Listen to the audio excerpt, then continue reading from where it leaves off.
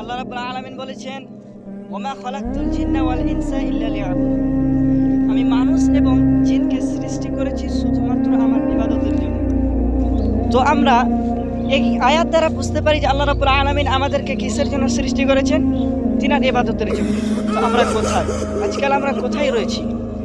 আল্লাহ রাব্বুল আলামিন বলছেন যে হে আমার বান্দা, তোমরা আমার কাছে চাও, আমি দিতে রাজি আছি, কিন্তু আমরা চাইতে পারি। আল্লাহ রাব্বুল আলামিন আমাদেরকে যে সৃষ্টি করেছেন সেটা তো আমরা মনে রাখি না, আর এটা যে আমাদেরকে মরতে হবে সেটা তো আমাদের কোনো খেয়াল নেই।